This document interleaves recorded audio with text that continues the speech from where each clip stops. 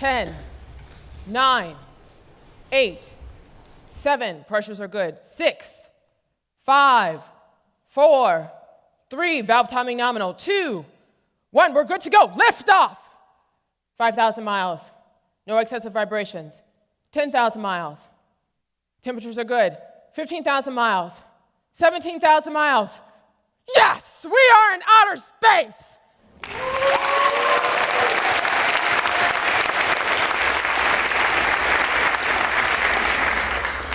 That was me, an award-winning rocket scientist sitting in mission control.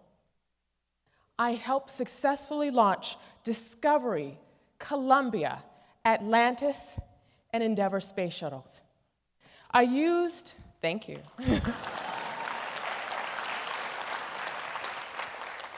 I used mathematics and science to calculate the probability of catastrophic explosion within a space shuttle's flight.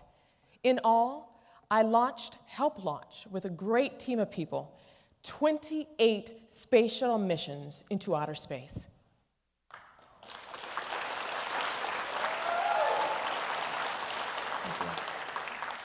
Now I can stand here and tell you how great it was to launch from the mission control. I can tell you how it was like to sign off and authorize multi-million-dollar engine tests. But I'm not. I can tell you how great it is to be an author and a TV host now. But I'm not. Rather, I'm going to talk about you and me and what comes in our mind in the middle of challenges. Fear. Fear. What have you always wanted to do in life? Do you want to be a multi-million-dollar business owner? Do you want to be the first in your family to graduate from college? Do you want to start a family? Well, for me, I always wanted to be a rocket scientist, but obstacle and roadblocks came into my path where I questioned whether or not I'd be able to do it. The truth is this: if we do not have a way to reprogram our minds to overcome fear, we will never be successful at our own specific missions in life. But there's good news. I have personally devised a 3-step method to overcome fear and reprogram the brain using 3 key decisions, and I'm going to share them with you today. The first decision is this: you must name and reject your fear. You must name and reject your fear. Now, the easiest way for me to tell you about all these 3 decisions is to take you back in my life and to share with you what happened with me so you have a better idea of how to use these 3 decisions.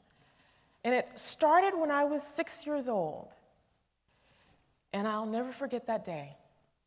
I went on a field trip to the Jet Propulsion Laboratory, and there it was wonderful.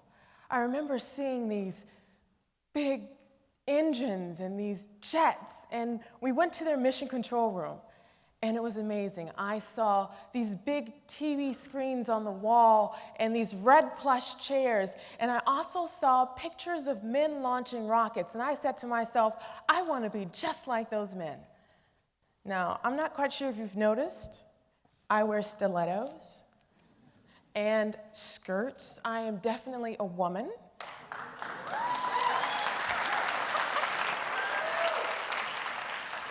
And that didn't stop me. I wanted to be just like these men. But obstacles came into my path. Now here I am, 10 years old, in the middle of a 5th grade class, and right next to me is a boy who's also 10, and he has been recruited into a gang. He and I get into arguments quite regularly because, frankly, I don't know the power of my words at this age. And he wears this ring on his finger that he files down so it acts just like a knife. And so one day in a heated argument, he takes this ring and he socks me right under my eye.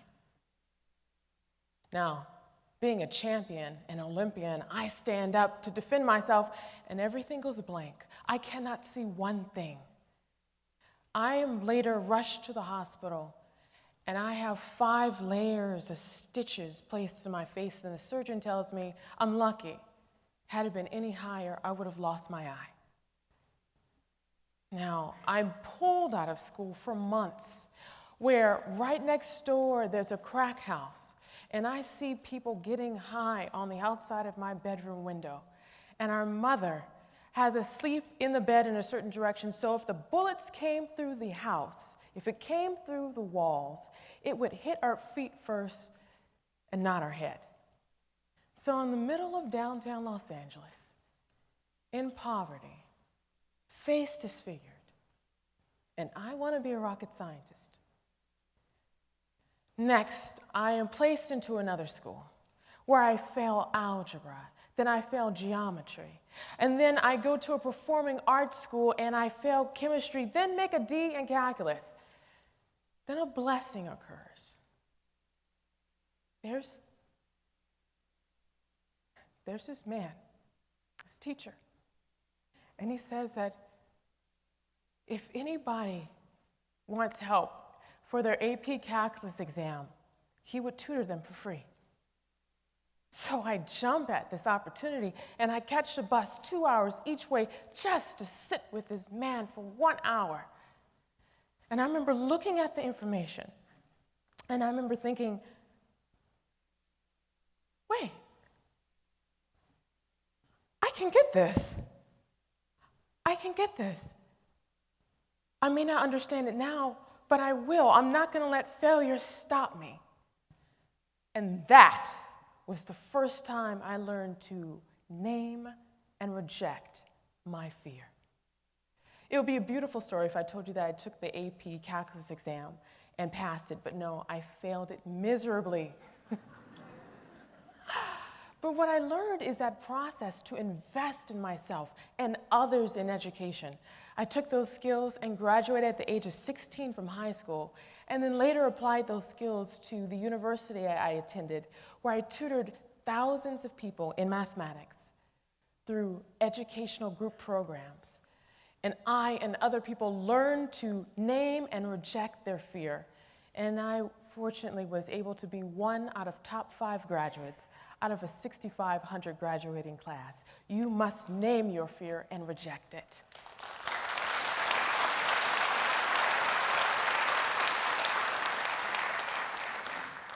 The second decision is this. You must reprogram your brain with different thoughts. You must reprogram your brain with different thoughts. You know how you have a computer and it may be infected with a virus, and you have to take the virus off the computer and reboot it so it operates correctly? Well, our brains are the exact same way. What we have to do is take the virus out, what's called fear. And I learned this my first couple of months working as a rocket scientist. Now, I'm going to share a secret with you. When I first started in rocket science, I was completely intimidated. I remember going inside this room, and there was around 200 people in this room. And I remember looking around, and I was the only woman.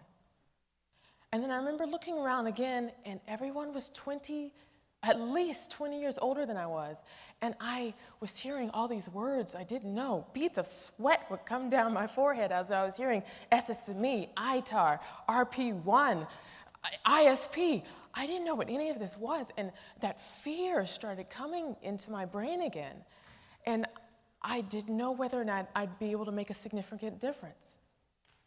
Then, a couple of weeks later, I had my second epiphany.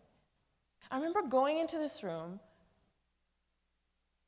and then I realized, wait, I'm educated, and I work hard at everything I do. I may not be able to make a significant difference now, but I will. So that's what I did. I literally told myself, I'm going to make a big difference here. And I found mentors to show me what SSME meant, which was the Space Shuttle main engine. The Space Shuttle main engine was huge. I found out where every single duct, line, weld, tube, Every valve was placed, enough so I was able to help redesign new engines and sit in mission control. This work allowed me to become one of the youngest engineers of the year. You must reprogram your brain with different thoughts. And the last decision is this. The last decision is this. You must rebuild your brain. You must rebuild the neurons in your brain by taking action. Now, we've all been there. We've had to lose weight, we've had to get in shape, and it's not enough to simply say, all right, I'm gonna get in shape, and then you sit on your couch. You've got to go to the gym, you've got to climb those stairs, you've got to get on a bike, you've got to do something to activate your muscles so you lose weight.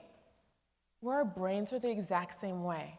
The way that we exercise our brain is by taking action in direct opposition to our fear.